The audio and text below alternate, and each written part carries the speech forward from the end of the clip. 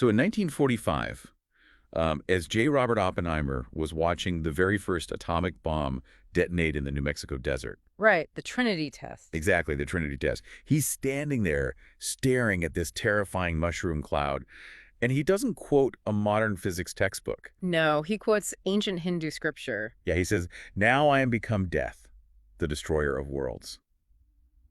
And today, we are looking at a stack of sources that make a genuinely, I mean, staggering claim about that moment. It's a claim that totally upends our conventional timeline of human knowledge. Because they suggest Oppenheimer wasn't just being poetic. They argue he was quoting from the literal original blueprints for nuclear fission. Which is wild to think about. The documents we're analyzing today suggest that what we've, long dismissed as primitive mythology might actually be encrypted scientific data, like data of the highest order. Right.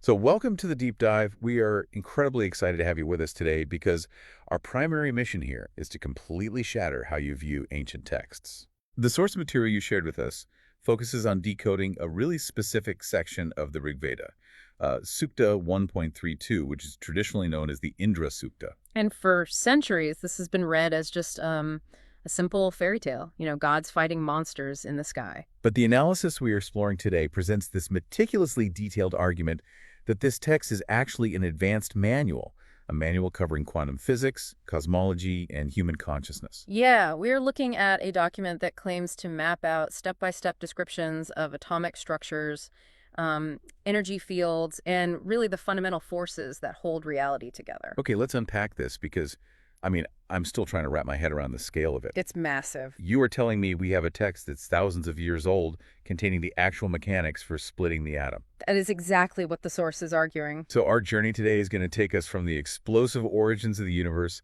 down into the microscopic splitting of atomic particles through the halls of modern Western physics laboratories. And finally, into the mind. Yes, finally, and this is where it gets incredibly personal for you listening, into the very real nuclear war that is happening inside your own mind right now. Because to understand the human mind, the source argues we first have to understand the physical foundation the text lays out for the creation of the universe itself. Right, we have to look at the mechanics of the macro before we can understand the micro. Exactly. So let's start right at Mantra 1, Rig Veda 1.32.1. The traditional translation offers a story you can find variations of in almost every ancient culture. Right, the thunder god archetype. Yeah, you have a thunder god, Lord Indra, and he's fighting this giant serpent named Vritra, or he's also referred to as Ahi. And in the myth, the serpent has wrapped himself around a mountain and is basically hoarding all the world's water. So Indra strikes the serpent with his thunderbolt, which is called the Vajra, kills the beast, and releases the water. It reads like a classic ancient explanation for why it rains. It does. It really does. And that's why scholars have categorized it as an allegory for so long. But the scientific decode in your source material provides a radically different framework. Okay, how so? Well, in this interpretation, the character of Indra is not a biological entity. He's not a king in the clouds. Right. Indra represents the central organizing force of the universe, so cosmic kinetic and electromagnetic energy. Wow. Okay. And his weapon, the Vajra, isn't a forged metal thunderbolt. The text describes it as the primary plasma force, like the intense, concentrated electromagnetic strike of the Big Bang itself. Wait, so then what is the antagonist? Like, what is the serpent? Ahi. So the source notes that the Sanskrit word ahi literally translates to that which is motionless. Motionless, so we aren't talking about an animal at all. Not at all. The text is describing cosmic inertia. It represents dark matter or, condensed frozen energy that inherently resists movement. Okay, so when we view it through that lens, Indra striking Ahi is no longer just a heroic duel between two characters. No, it's the fundamental physical mechanism of breaking inertia. That's fascinating. And the source illustrates how this operates on multiple scales. Like, on a planetary level, the text is describing the water cycle. Oh, I see. So solar heat, acting as the kinetic Vajra, strikes the motionless glaciers. Exactly. The glaciers represent Ahi. The heat breaks the frozen inertia, melts the ice, and causes the rivers to flow. Okay, I have to challenge this premise before we go any further. Sure, go for it. Because humans are incredibly adept at pattern recognition. Isn't there a massive risk of confirmation bias here? That's a very fair question. Look, we understand quantum physics and thermodynamics today, so we look back at an ancient poem about a snake and a thunderbolt, and we just, retrofit our modern science onto it to make it fit. how does the source prove this isn't just a giant coincidence? So the source actually addresses that exact skepticism. It points to the mechanics of the Vedic language A itself. language. Yeah, it argues that Sanskrit, particularly in the Rig Veda, operates on phonetic coding, so it isn't arbitrary. What do you mean by phonetic coding? Well, in English, the word water has no physical connection to an H2O molecule, right? It's just an agreed upon label. Right, it's just a sound we made up. But the source claims that the specific vibration of the Sanskrit syllables is constructed to perfectly mimic the vibrational frequency of the quantum state it's describing. Oh, wait, so similar to the concept of cymatics, Yes. like where specific sound frequencies can cause sand on a metal plate to organize into complex geometric patterns. Precisely. Cymatics demonstrates that sound organizes matter. So the source argues that these ancient sages used their vocal cords to basically replicate the structural frequencies of the universe. That is insane. So when they chant about the serpent, the acoustic wave generated by the specific syllables of ahi contains the actual mathematical and vibrational reality of cosmic inertia. That is the claim, yeah. The language itself is the physics. Well, it reframes everything. If the language is a literal physical map, let's look at what happens when we zoom in past the glaciers and the water cycle. Right, going down to the subatomic level. Yeah, the source focuses on the word viryani, and it translates this as the splitting of the primordial atom into 3 distinct subatomic particles. So we are talking about protons, neutrons, and electrons. And it goes even deeper. It describes what modern physicists call quarks. And those are bound together by gluons. Right, and in the text, those gluons, the incredibly strong binding force holding the nucleus together, they represent that intense Vajra force. So we transition from a state of frozen potential energy into a state of violent explosive action. And moving into mantras 2 and 3, the text outlines the mechanics of what happens after that primordial atom is split. Okay, what happens next? It introduces a concept called Tavashta. Now, in the mythological reading, Tavashta is just a divine craftsman, right? Like he is the blacksmith who forged Indra's thunderbolt. Yeah, the blacksmith. But structurally, scientifically, the source decodes Tavashta as the quantum trigger. A catalyst? Exactly. It's the catalyst required to initiate a radioactive resonance, which is a state the text refers to as Swayam Vajram. Okay, let's slow down and define Swayam Vajram for the listener, because the scale of what is being described here is massive. It really is. So Swayam Vajram translates to a self-sustaining strike, or a continuous chain of energy. A chain reaction. Yes. The quantum trigger strikes the dense nucleus, which the text calls the parvat, or the mountain, and once that dense mountain is cracked, particles are violently ejected. And the source translates the phrase describing these ejected particles as Vajra Eva Danava.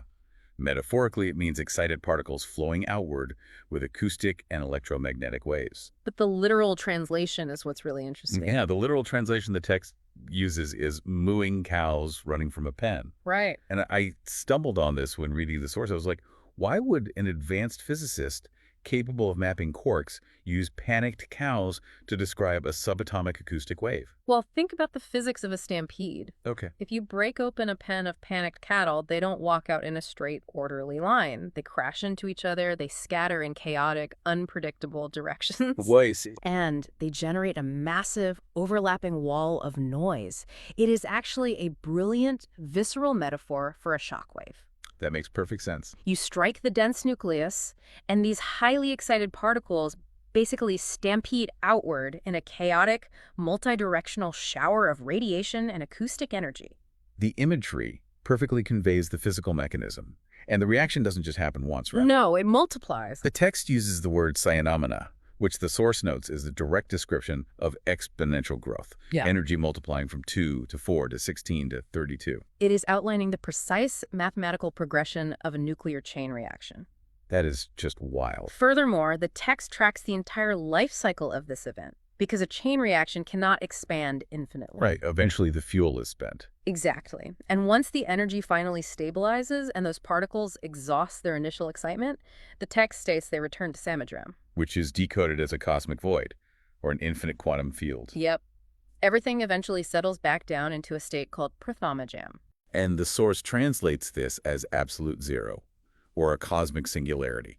It's a state where duality completely ends. Everything freezes back into pure, unmanifested potential, and only pure consciousness remains. It perfectly mirrors how modern cosmologists describe the heat death of the universe, or even the absolute density of a singularity inside a black hole where all standard laws of physics break down. Thousands of years ago. Yes, the text maps the entire transition, from frozen inertia to the catalyst to exponential fission, and finally back to a singularity millennia before modern science possessed the vocabulary to even articulate it. Which raises an incredibly uncomfortable question about the history of science. It definitely does. Because if this granular quantum knowledge was encoded in the Rig-Veda millennia ago, why does modern Western science receive all the credit for discovering it?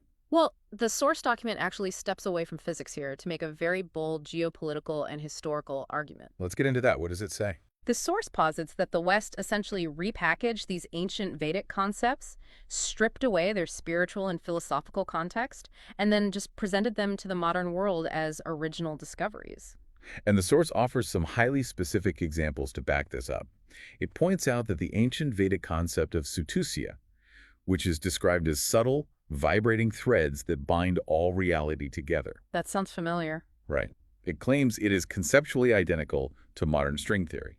And it goes further. That Prathamajam, the primordial foundational particle we just discussed, the source argues that is the exact same concept as the Higgs boson. The so-called God particle that was just recently confirmed using the Large Hadron Collider at CERN. Exactly. Yeah. And we return to the historical crossover with J. Robert Oppenheimer here. Right, at the Trinity test. When he invoked the Bhagavad Gita, the source argues he wasn't just observing a scientific achievement. He was physically manifesting the Vedic Vajra. Wow. He had successfully engineered the destructive chain reaction that was already described in the ancient texts. The source frames it as a difference in tools. It's essentially arguing that scientists at CERN and Los Alamos used massive billion-dollar sledgehammers to break through a wall, while the Vedic sages simply used a key to unlock the front door. That's a great way to put it. And the source attempts to explain why this divergence in methodology happened.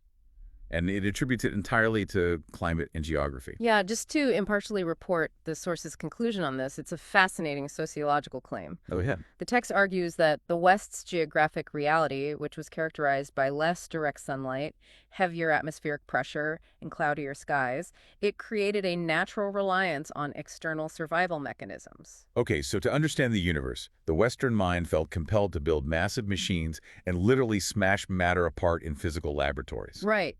But the source claims the East experienced the exact opposite conditions. Abundant, direct sunlight. Yes.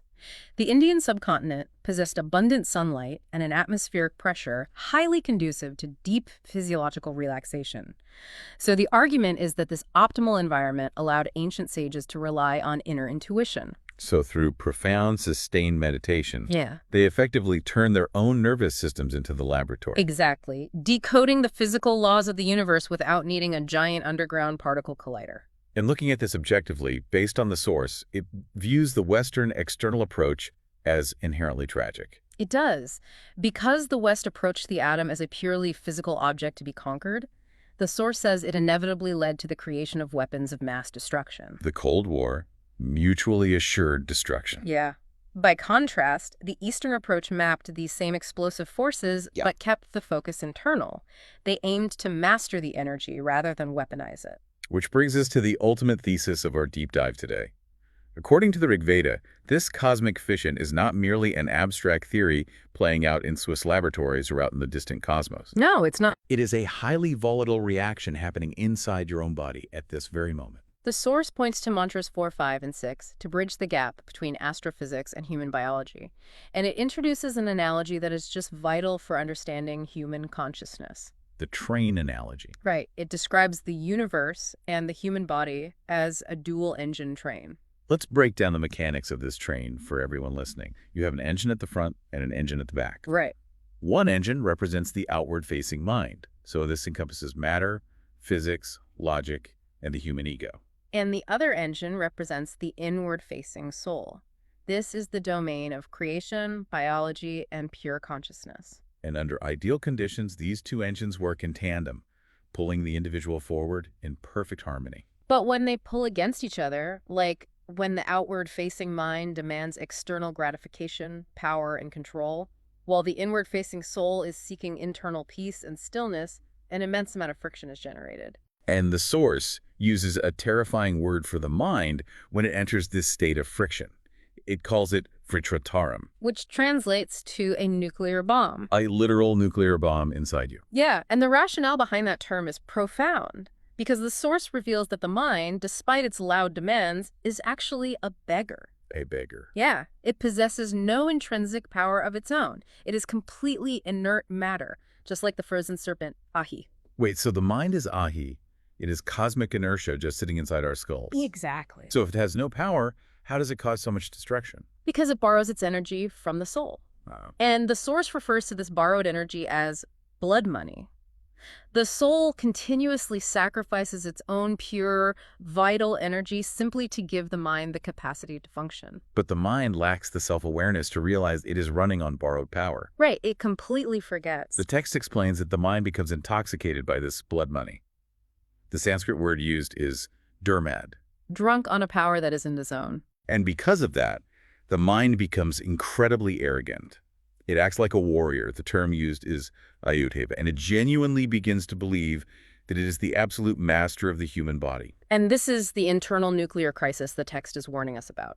You have a beggar, intoxicated on stolen energy, wielding the power of a nuclear bomb inside your nervous system. When the mind pulls violently against the soul, it threatens to tear the entire train apart. And this friction is the root mechanism behind human anxiety, destructive ego, self-sabotage, and just profound mental anguish. We have all felt that pulling sensation. It's exhausting. It really is. So how does the Rig Veda instruct us to diffuse a nuclear meltdown happening inside our own consciousness? The resolution requires the intervention of the supreme consciousness, which the text identifies as the internal Indra. Okay. When the higher consciousness recognizes that the mind has become a rogue, destructive force, it strikes. Indra cuts the binding forces of this arrogant mind. It severs the supply line of the blood money. And the text doesn't describe this as a gentle process, does it? No, not at all. The imagery is just as violent as the Big Bang or the stampeding cows. It says the mind is crushed and melted like grain in a mill. The Sanskrit word is pipesha, meaning to grind down to powder. Wow. The arrogance of the ego cannot be reasoned with. It must be completely dismantled.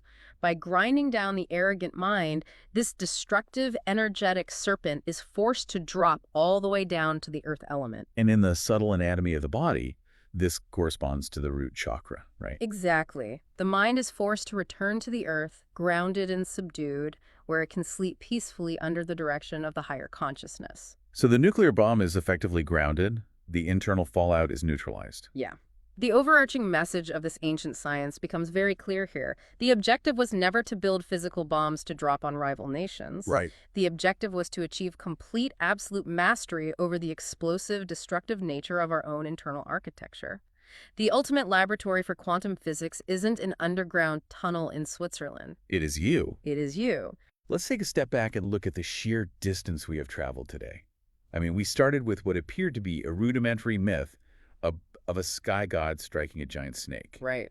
And we decoded that imagery to reveal the mechanics of the Big Bang, the splitting of the primordial atom, the release of quarks and gluons, and the exponential growth of a nuclear chain reaction. Then we examined a really provocative historical argument contrasting the West's reliance on external mechanical laboratories with the East's cultivation of internal meditative laboratories. And finally, we brought all of that cosmic and geopolitical history directly into your own biology. We explored the dual engine train, demonstrating how the arrogant human ego acts as an unchecked nuclear reactor until it is fundamentally humbled and grounded by pure consciousness. It really demands a complete reevaluation of human history. I mean, the next time you feel a deep, agonizing conflict in your mind, that heavy pulling sensation of anxiety, stress, or just unchecked ego, remember that you aren't just experiencing a bad mood. You are literally feeling the exact same quantum friction that holds the fundamental particles of the universe together. You are experiencing the tension between the outward mind and the inward soul. When we began this deep dive, we talked about reading a simple children's picture book. But once you put on the right glasses, you realize you're staring at highly complex blueprints for a nuclear reactor. It's incredible. And those blueprints aren't detailing a machine outside of you. They are the blueprints of your own existence. And it leaves us with a really necessary and profound question about our own capabilities. It really does. Because if ancient sages could map the subatomic quantum field, decode the origins of the universe, and outline the precise mathematics of nuclear fission using absolutely nothing but the power of their own deep meditation, Yeah. what dormant, universe-altering powers are lying asleep inside your own mind right now, just waiting for the right catalyst to wake them up?